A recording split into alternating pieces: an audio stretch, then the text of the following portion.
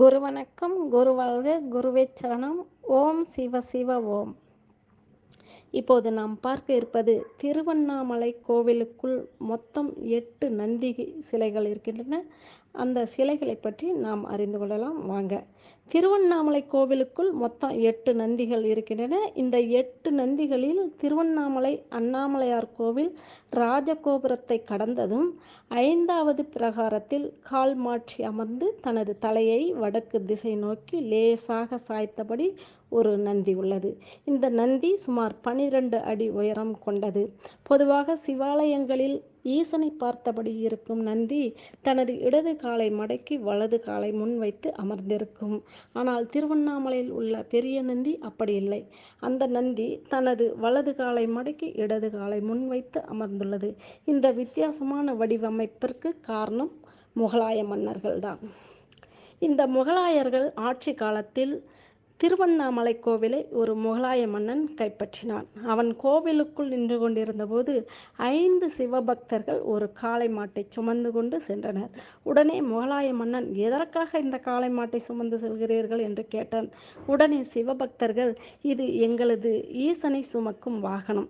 ஈசனை சுமப்பவரை நாங்கள் சுமப்பது எங்களுக்கு இந்த பிறவியில் கிடைத்த மிகப்பெரிய பாக்கியம் என்று கூறினார்கள். இதை கேட்டதும் முகலாய மன்னனுக்கு கோபம் வந்தது. நான் இந்த காளை மாட்டை 2 துண்டாக வெட்டுகிறேன், உங்கள் ஈசன் வந்து அதை ஒன்றாக சேர்க்க முடியுமா என்று ஏளனமாக சொன்னான். அதோடு மாட்டை 2 துண்டாகவும் வெட்டினான். அதிர்ச்சி அடைந்த சிவபக்தர்கள் அண்ணாமலையார் சன்னதிக்கு ஓடோடி சென்று கண்ணீர் மல்க முறையிட்டார்கள். அப்போது அசரீரி ஒலித்தது. வடக்கு திசை நோக்கி செல்லுங்கள், அங்கே என் பக்தன் ஒருவன் ஓம் நமசிவாய என்று சொல்லியபடி அமர்ந்திருப்பான், அவனை இங்கே அழைத்து வாருங்கள் என்று அசரீரியில் அண்ணாமலையார் கூறினார். இதையடுத்து சிவபக்தர்கள் வடக்கு திசை நோக்கி சென்றனர்.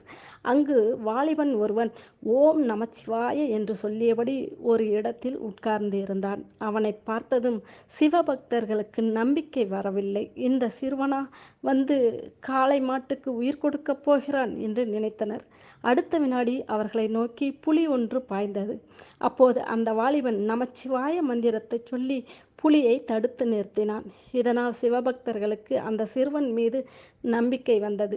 அண்ணாமலையார் ஆலயத்துக்குள் நடந்ததை கூறினார்கள். உடனே அந்த வாலிபன் கோவிலுக்கு புறப்பட்டான். கோவிலுக்குள் வந்தது 2 துண்டாக வெட்டுப்பட்டு கிடந்த காளை மாட்டை பார்த்தான். கண்ணீர் மல்க நமச்சிவாய மந்திரத்தை கூறினான். அவன் சொல்ல சொல்ல வெட்டுப்பட்டு கிடந்த மாடு ஒன்று இணைந்து உயிர் பெற்றது.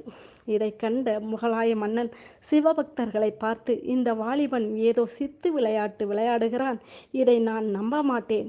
இன்னொரு போட்டி வைக்கிறேன்.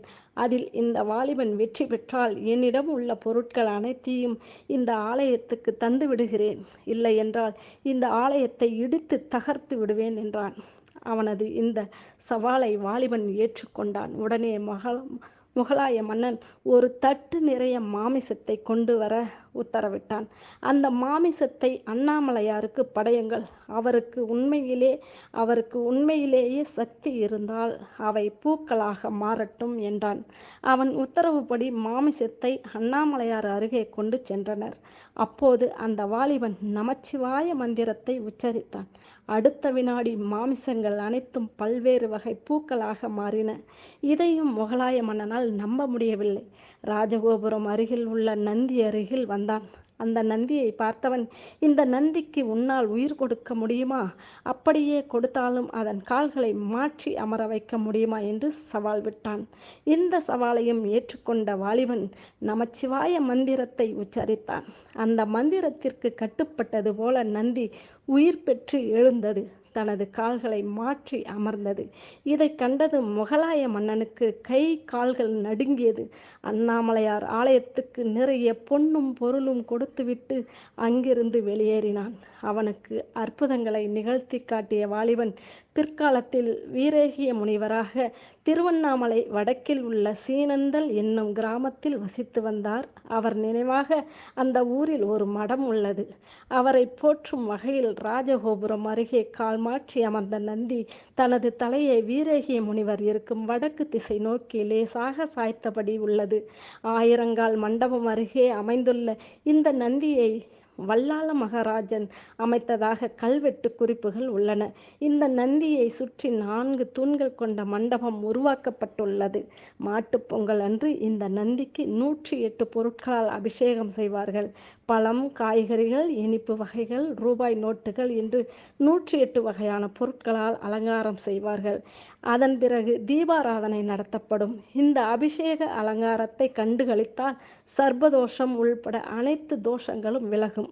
பொதுவாக பிரதோஷ தினத்தன்று நந்திக்கு அபிஷேகம் செய்ய பசும்பால் கொடுத்தாலும், அலங்காரம் செய்ய தும்பைப்பூ வாங்கி கொடுத்தாலும் செல்வம் சேரும், பதவி உயர்வு கிடைக்கும்.